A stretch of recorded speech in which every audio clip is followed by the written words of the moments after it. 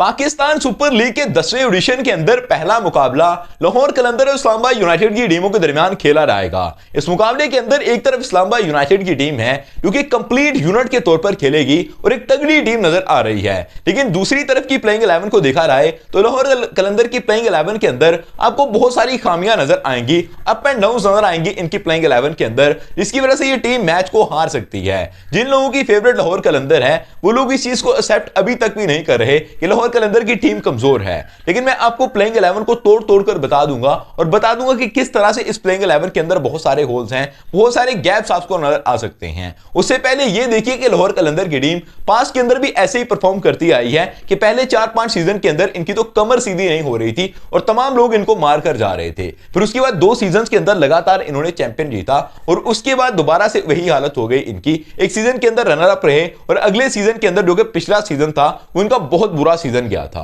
उसके अंदर फिर से ना तो शहनशाह अफरीदी की बॉलिंग चली थी, ना हारिस रऊफ की बॉलिंग चली थी, ना किसी बैट्समैन की बैटिंग चल पा रही थी। अब देखते हैं कि इनकी प्लेइंग 11 के अंदर कौन कौन से प्लेयर मौजूद हैं और कौन से कमजोर प्लेयर हैं जिनकी वजह से टीम नीचे जा सकती है। सबसे पहले इनकी ओपनिंग जोड़ी की बात करें तो ओपनिंग जोड़ी के अंदर आपको फखर जमान खेलते हुए नजर आएंगे और अब्दुल्ला शफीक खेलते हुए नजर आएंगे। फखर जमान पाकिस्तान का वो बैटर है जिसको one of the best batter तो कहा जा सकता है, लेकिन पिछले 1 साल के अंदर फखर जमान ने कितनी क्रिकेट खेली है यह जानकर आप थोड़े शौक हो सकते हैं, क्योंकि पहले पाकिस्तानी टीम से अपनी बीमारी की वजह से आउट हो गए थे, थोराइड्स की इनकी बीमारी हो गई थी, उसकी वजह से इन्होंने 2-3 सीरीज मिस कर दी थी। इन्होंने ऑस्ट्रेलिया वाली सीरीज नहीं खेली, जिम्बाब्वे वाली सीरीज नहीं खेली थी, उसके बाद साउथ अफ्रीका वाली सीरीज से भी बाहर हुए थे, तो ट्रायंगुलर सीरीज हुई थी उसके अंदर भी इनको खास मौका नहीं दिया गया था। तो इस वजह से इनका जो लंबे टाइम तक पाकिस्तानी टीम से बाहर होना इनके लिए खतरे की अलामत बन सकता है कि लंबे टाइम तक इन्होंने सही तरह से क्रिकेट नहीं खेली। फिर चैंपियन ट्रॉफी के अंदर पाकिस्तानी टीम के अंदर आए तो वहां पर भी इंजरी का सामना करना पड़ा, 2 महीने के लिए पाकिस्तानी टीम से आउट हो गए थे। इन्होंने इंटरनेशनल टी20 लीग खेली जिस वक्त इनकी बीमारी चल रही थी, थायराइड की बीमारी की वजह से इनको पाकिस्तानी स्क्वाड से आउट किया गया था और टी20 चैंपियन कप खेलते हुए नजर आए थे। उसके अंदर बैटिंग इनकी कामयाब थी, उसके अंदर ये तगड़ी बैटिंग कर पा रहे थे, लेकिन इंटरनेशनल क्रिकेट ज्यादा नहीं खेली है, बहुत ज्यादा क्रिकेट इनकी पिछले 6 महीने के अंदर हमें नजर नहीं आई, सिर्फ चंद एक मैचेस के अंदर खेलते हुए नजर आए हैं। तो इसी वजह से इनकी बैटिंग चलती है या नहीं चलती है ये एक डाउट है इनकी बैटिंग के ऊपर। और वैसे भी ये ऑल टाइम प्लेयर नहीं है, हर मैच का प्लेयर नहीं है फखर जमान, क्योंकि एक मुकाबले के अंदर अगर चलते हैं मैच को वन साइडेड कर देते हैं, दूसरे मुकाबले के अंदर नहीं चलते, तीसरे के अंदर नहीं चलते, चौथे के अंदर नहीं चलते, तो इनको कोई भी कुछ कह नहीं सकता, क्योंकि इसी तरह की बैटिंग का तसलसल इनके साथ चलता है। अगर बात अब्दुल्ला शफीक की करें तो अब्दुल्ला शफीक को आपने साउथ अफ्रीका वाली सीरीज के अंदर देखा था कि उस ओडीआई सीरीज के अंदर इन्होंने क्या किया था। उस ओडीआई सीरीज के अंदर अब्दुल्ला शफीक 3 डक लेकर आए थे, फिर इनको ट्रायंगुलर सीरीज से आउट किया गया, चैंपियन ट्रॉफी पूरी से बाहर कर दिया गया, फिर से न्यूजीलैंड के खिलाफ मुकाबले के अंदर मौका दिया गया, वहां पर भी कामयाब नहीं हो सके थे। तो ऐसे प्लेयर के ऊपर ट्रस्ट करना और ओपनिंग के अंदर यह कहना कि यह प्लेयर आपको लीग के अंदर अच्छा कर देगा, मुझे लगता है कि ज्यादा ट्रस्टवर्थी नहीं होगा। अब्दुल्ला शफीक अच्छा प्लेयर है, बहुत अच्छी टाइम कर लेता है बॉल को, आउटस्टैंडिंग परफॉर्मेंस दे सकता है, लेकिन हालिया परफॉर्मेंस ऐसी उस बंदे की चल रही है, मुझे इनके ऊपर ज्यादा ट्रस्ट नहीं है। अगर वन डाउन पोजीशन पर देखें तो डैरल मिचेल के साथ लाहौर कलंदर जाएगी। डैरल मिचेल को अपनी टीम के अंदर पिक करना इनका सबसे बड़ा फैसला था। पीएसएल 10 के अंदर लाहौर कलंदर की इंतजामिया ने अपने आप के ऊपर जिम्मेदारी डालकर डैरल मिचेल को सिलेक्ट किया है। इनके पास डेविड वार्नर का ऑप्शन मौजूद था जो कि एक बड़ा ऑप्शन था, उसके अलावा बहुत सारे ऑप्शन थे जिनको टीम के अंदर रखा जा सकता था और वो ज्यादा सेफ ऑप्शन हो सकते थे, लेकिन डैरल मिचेल को, अग्रेसिव माइंडसेट वाले प्लेयर को इन्होंने टीम के अंदर सिलेक्ट करने का फैसला किया। पहली पिक इनकी थी, डेविड वार्नर को छोड़कर सबको हैरान कर दिया था इन्होंने, लेकिन डैरल मिचेल कैसा परफॉर्म करते हैं आपको पहला मुकाबला ही बता देगा। 11 तारीख को ग्राउंड के अंदर तमाम चीजें क्लियर हो जाएंगी, क्योंकि मुझे डैरल मिचेल की भी टी20 की परफॉर्मेंस के ऊपर काफी ज्यादा डाउट्स हैं। इनकी इंटरनेशनल लेवल के अंदर परफॉर्मेंस अच्छी रहती है, लेकिन लीग के अंदर ये ज्यादा अच्छा नहीं कर पाते, और अगर इनको सीएसके ने इस दफा पिक नहीं किया तो उसके पीछे भी यही रीजन है कि डैरल मिचेल वो काम नहीं कर पा रहे थे जो उनको एक्चुअली के अंदर करना चाहिए। आईपीएल के अंदर इन्होंने टोटल 15 मैचेस खेले और उन 15 मैचेस के अंदर सिर्फ 3 50 स्कोर की हैं। हालांकि आईपीएल के अंदर तो ताबड़तोड़ बल्लेबाजी हो रही होती है,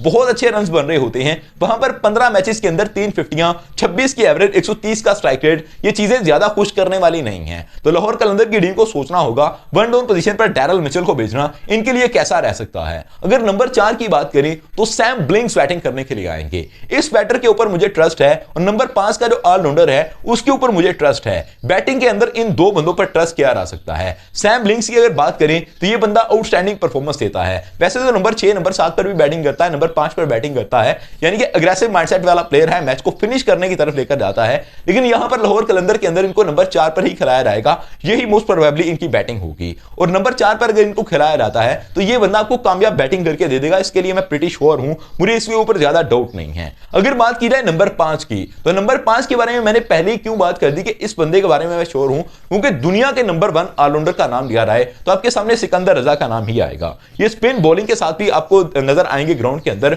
और आपको बैटिंग के साथ भी इंप्रेस करते हुए नजर आएंगे, और ये लोगों के दिलों के ऊपर राज करना जानते हैं। सिकंदर रजा जिम्बाब्वे की टीम से आते हैं, लेकिन हैरानकुन तौर पर दुनिया के बेहतरीन ऑलराउंडर माने जाते हैं। टी20 के अंदर इनसे बेहतर परफॉर्मेंस दे पाना शायद ये किसी प्लेयर के बस की बात हो। इनको भी इस दफा आईपीएल के अंदर पिक नहीं किया गया, वैसे भी पीएसएल के अंदर आते हैं, आईपीएल को प्रायोरिटी जरूर देते अगर उनको पिक किया रहता, लेकिन इस दफा पीएसएल के अंदर आएंगे तो मेरे ख्याल से लाहौर कलंदर के लिए अच्छा कर सकते हैं। इसके बाद नंबर 6 पर देखा रहा है तो आसफ अली को पिक किया जाएगा। आसफ अली यूं तो लाहौर कलंदर का वो बैटर है कि बाहर प्लेयर है जिसका 142 का स्ट्राइक रेट है, जिसकी एवरेज भी 36 की है और 142 का स्ट्राइक रेट भी है, लेकिन फिर भी आसफ अली कितना अच्छा रह पाएगा ये आपको परसों का मैच ही बताएगा। क्योंकि आपने देखा है कि आसफ अली पूरे साल के अंदर डोमेस्टिक के अंदर बहुत आउटस्टैंडिंग कर नहीं पाते। पाकिस्तानी टीम से पहले इनको ड्रॉप कर दिया गया था कि अपना रोल छोड़ देते थे दरमियान में, इनको छक्के लगाने के लिए टीम के अंदर सेलेक्ट किया गया था, विकेट के ऊपर बैलेंस ड्रॉप करना शुरू कर देते थे, वो काम नहीं कर पाते थे जिसके लिए इनको पिक किया गया था। इसी वजह से इनको पाकिस्तानी टीम से निकाला गया। अगर ये दोबारा से अपना रोल भूले तो लाहौर कलंदर उल्टी तरफ जा सकती है, इनकी जो गंगा है वो उल्टी बहती हुई आपको नजर आ सकती है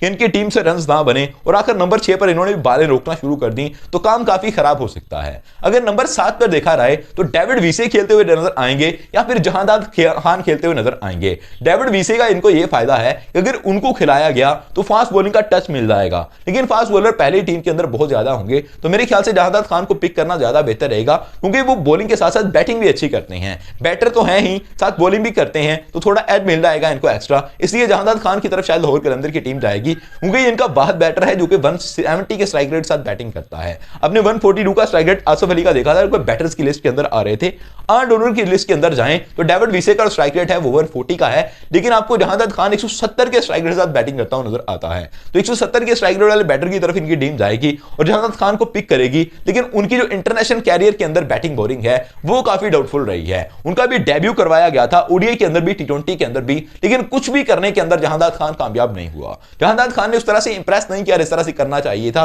ओडीआई के अंदर टी20 के इकोनॉमी रेट से बंदा बॉलिंग कर रहा था, 12, 13, 15 की इकोनॉमी रेट के साथ भी इन्होंने बॉलिंग की है ओवर्स के अंदर, और मैचों के सत्यानाश किया इन्होंने। तो इसलिए जहांदाद खान को पिक करना और टीम के अंदर खिलाना, पीएसएल के अंदर परफॉर्म करवाना कितना कामयाब रहेगा ये आपको पहला मैच बताएगा, और उसके बाद अगले मैचेस के अंदर प्लेइंग 11 को दोबारा से सोच कर डिसाइड किया रहेगा, क्योंकि इन प्लेयर्स ने इंटरनेशनल क्रिकेट से भी एक्सपीरियंस गेन किया है, उसको भी इंप्लीमेंट करना है इन्होंने, और चीजों को एग्जीक्यूट करके देखना है कि किस तरह से चीजें इनके हाथ के अंदर आती हैं या नहीं आती हैं।